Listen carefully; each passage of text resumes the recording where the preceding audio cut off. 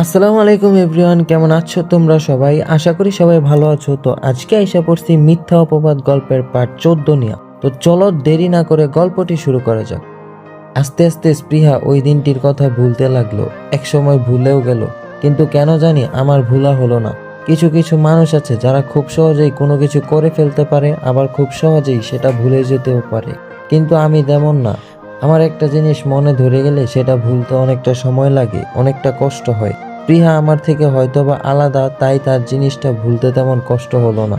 প্রিহা যে কখনো আমাকে ভালোবাসেনি, কিংবা আমার জন্য তার হৃদয়ে কোনো ভালোবাসার বীজ বপন হয়নি, সেটা খুব ভালো করেই বুঝতে পেরেছি আমি।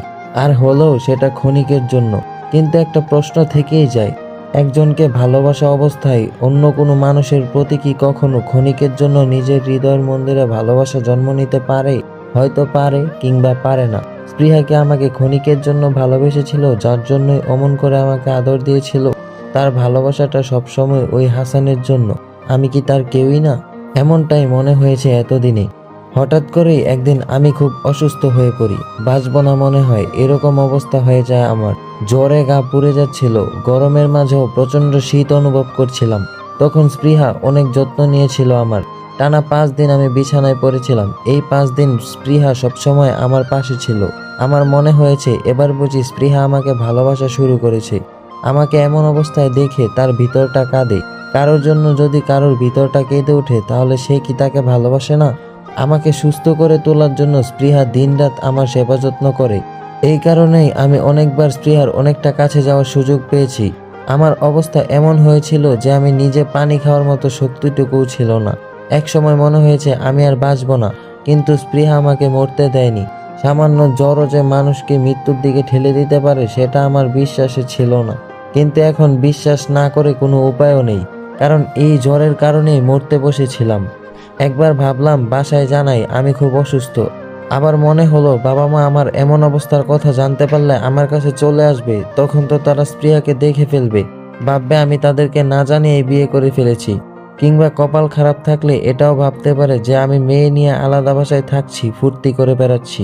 বাবা মা হলেও তো তারা মানুষ, আর মানুষ যা দেখে তাই বিশ্বাস করে। অন্তত সত্য মিথ্যা পরখ করার আগ পর্যন্ত কিন্তু ততদিনে নির্দোষ মানুষটাকে ভুক্তভোগী ঠিকই হতে হয়, যেমনটা আমি একবার হয়েছিলাম। কাজেই অবস্থা অনেক খারাপ হলেও আমি বাবা মা কিংবা বোনকে আমার এই মারাত্মক অসুস্থ হওয়ার খবরটা জানালাম না। প্রায় 14 দিন পর আমি পুরোপুরি সুস্থ হলাম। আমার অসুস্থতা যে স্পৃহা আর আমাকে আগের থেকে অনেকটা ক্লোজ হতে সাহায্য করেছে, সেটা আমি বুঝতে পারি। একদিন রাতে দেখলাম স্পৃহা কার সাথে যেন ফোনে কথা বলছে। আমি খুব স্পষ্ট শুনতে পেলাম সে যেন কাকে বলছে। আমি আসলে হাসানকে ভালোবাসি নাকি ওকে ভালোবাসি, আমি অনেকটা কনফিউজড। ওর সাথে আমার সময় কাটাতে অনেক ভালো লাগে। ওর সাথে থাকলে আমার মনে হয় না আমি খারাপ থাকি। আমি হাসানের সাথে কোথাও একা যেতে সাহস পাই না, ইচ্ছে হয় না। কিন্তু ওর সাথে আমি ঠিকই যে কোনো জায়গায় যাওয়ার সাহস পাই। ও যখন আমার পাশে থাকে তখন আমি হাসানকে খুব একটা মনে করতে পারি না, কিন্তু হাসানের সাথে থাকলে ঠিকই ওকে আমার মনে পড়ে। ও যেদিন আমাকে আর হাসানকে রেখে একা চলে আসলো, সেদিন সারাদিন আমি হাসানের সাথে থেকেও ওকে খুব মিস করেছি। মনে হয়েছে ও আমার সাথে থাকলে কতই না ভালো হতো। অথচ হাসান আমাকে সেদিন কত সুন্দর সুন্দর জায়গা ঘুরিয়ে দেখালো, আমার মন ভরল না। এত কিছুর পরও মনে হয় আমি যদি হাসানকে ভালো না বাসি তাহলে আমি প্রতারক হব, বেঈমান হব। একজনকে ভালোবাসা অবস্থায় অন্য কাউকে ভালোবাসার মতো অপরাধ করেছি আমি। আমার ওর সাথে থাকতে ভালো লাগে, ওকে আমি ভালোবাসি কিনা সেটা বুঝতে পারি না। এমন কেন হয় আমার সাথে, আমি কেন বুঝতে পারি না? আচ্ছা, এমন কি কারো সাথে হয় একজনকে ভালোবাসা অবস্থায় অন্যজনের প্রতি ভালো লাগা, ভালোবাসা সৃষ্টি হয়? এটা তো অন্যায়। আমি কি সেই অন্যায়টাই করছি না? হাসানকে আমি কথা দিয়েছি সবসময় আমি ওর পাশে থাকবো, কখনো ছেড়ে যাব না। আর এখন আমার অন্য একটা মানুষের সাথে থাকতে ভালো লাগে। আমি তো ভালোবাসার মানুষের কাছে কখনোই একজন প্রতারক প্রেমিকা হিসেবে বেঁচে থাকতে চাই না। আমি আমার ভালোবাসার মানুষের কাছে বিশ্বাসটা ধরে রাখতে চাই। হাসান আমাকে অনেক বিশ্বাস করে বলেই একটা ছেলের সাথে এক ছাদের নিচে থাকতে দিয়েছে আমাকে। আর আমি কিনা তার বিশ্বাসটাই ভাঙতে শুরু করেছি। আমি স্পৃহার মুখ থেকে নিজের সম্পর্কে এমন কথা শুনে খুব একটা অবাক হলাম না, কারণ এই কয়েকদিনে স্পৃহাকে দেখে বিষয়টা আমি একটু হলেও বুঝতে পেরেছি। সে আসলে দ্বিধাদ্বন্দ্বে ভুগছে। ওই দিন হাসান না আসার কারণে আমাদের দুজনকে কি একটা অবস্থায় না পড়তে হয়েছিল। যদিও অবস্থাটা আমার জন্য খুব খারাপ ছিল না, আমি মনে প্রাণে চেয়েছিলাম এমন একটা কিছু হোক।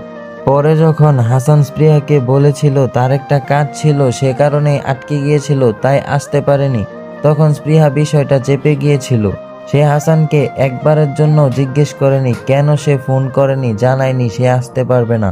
কিন্তু স্পৃহা তেমন কিছু হাসানকে বলেনি, খুব সাধারণভাবেই নিয়েছে স্পৃহা বিষয়টাকে। অথচ সে হাসানের উপর অনেক রাগ করতে পারত, অনেক অভিমান করতে পারত, কিন্তু সে এসবের কোনো কিছুই করেনি। এসব কি প্রমাণ করে না স্পৃহা আমার প্রতি একটু হলেও দুর্বল?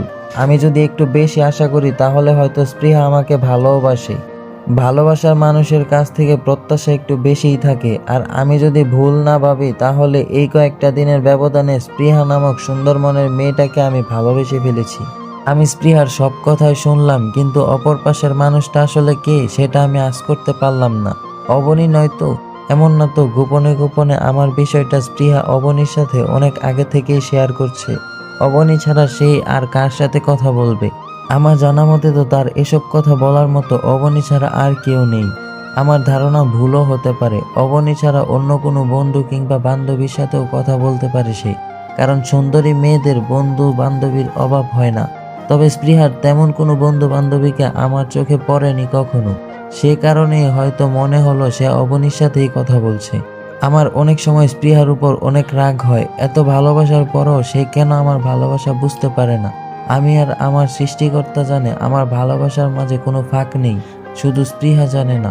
আমি তাকে কখনো জানাতেও চাই না। সে যদি আমাকে কখনো সত্যিই ভালোবাসে তাহলে সে আমার ভিতরটাকে উপলব্ধি করবে আর আমার কাছে ছুটে এসে আমাকে জড়িয়ে ধরে কান্না করবে। আমি তার চোখের জল মুছে দিয়ে তার কপালে আলতো করে একটা চুমু এঁকে দিব।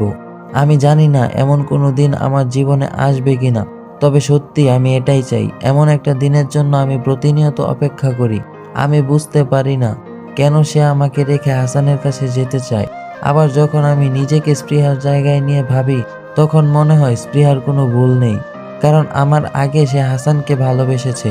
আর সবচেয়ে বড় কথা, হাসান সম্পর্কে সে এখনো অনেক ভালোই জানে, খারাপটা এখনো জানতে পারেনি। তাহলে সে আমাকে রেখে হাসানকে ভালোবাসলে দোষটা কোথায়? আমি তো কোনো দোষ দেখি না। আমার ধারণা ভুল হলো না। পরের দিন সকালে পেরিয়ে বিকেলবেলা আমি বুঝতে পারলাম রাতে স্পৃহা অবনীর সাথেই কথা বলছিল। যখন এটা জানতে পারলাম তখন একটু ভয় হলো আমার। এমন তো না অবনী আমার বিষয়টা অনেক আগে থেকেই জানে, স্পৃহা তাকে অনেক আগে থেকেই জানিয়েছে আমার কথা। সেজন্যই কি অবনীর মায়ের মৃত্যুর দিন স্পৃহা আর আমাকে একসাথে দেখে খুব একটা সারপ্রাইজড হয়নি অবনী? রাতে স্পৃহাকে যতটা আপসেট দেখেছিলাম এখন ততটা মনে হচ্ছে না, অনেকটা স্বতঃস্ফূর্তই মনে হচ্ছে তাকে। স্পৃহা যখন আমাকে বলল অবনীর বিয়ে ঠিক হয়েছে, 2 দিন পর বিয়ে, আমাদেরকে যেতে বলেছে। ছেলে ডাক্তার, ওর বাবা চলে যাওয়ার আগে ওর বিয়েটা দিয়ে যেতে চান। ওর বাবা চাচ্ছে না অবনী একা একা থেকে একাকিত্বের যন্ত্রণা ভোগ করুক, তাই এত তাড়াতাড়ি বিয়ে হচ্ছে ওর। অবনীর বিয়ের কথা শুনে অনেক ভালো লাগলো। আমি ভেবেছিলাম সে আমার জন্য এত ফোন করত, কিন্তু না, সে তার মায়ের জন্য আমাকে এত অনুরোধ করত। অনেক আগে অবনী আমাকে ভালোবাসতে চাইলেও এখন চায় না। এর থেকে ভালো লাগা আর কি হতে পারে আমার জন্য? আমি যে চাই মাহারা মেয়েটা কারো ভালোবাসার মন্দিরে দেবী হয়ে বেঁচে থাকুক।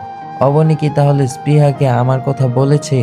হয়তো বলেনি, কারণ নিজের মায়ের সম্পর্কে তো আর কেউ ইচ্ছে করে খারাপ কিছু বলতে যাবে না। সবসময় নিজের আপনজনদের অপরাধগুলো আমরা সবার কাছ থেকে লুকাতে চাই, কাউকে বুঝতে দেই না তাদের কুকর্মগুলা। যদিও আমার ক্ষেত্রে এমনটা হয়নি, তবে বেশিরভাগ ক্ষেত্রেই এমন হয়। আমি যখন স্পৃহাকে বললাম আমাদের এই বিয়েতে যাওয়া উচিত হবে না, ওখানে তো আপনার ফ্যামিলির সবাই আসবে, আমাদের ধরা পড়ে যাওয়ার সম্ভাবনা আছে, কাজেই আপনি অবনীকে না বলে দিন, তখন স্পৃহা কিছুটা লাজুক হেসে বলল, আরে না, তেমন কিছু হবে না। অবনী আমার খুব কাছের কেউ না, অনেক দূরের একজন। তবে ওর সাথে আমার সম্পর্কটা অনেক আগে থেকেই ভালো। ও আমার সম্পর্কে সব জানে, বাট কখনো আমার বাসায় বলেনি।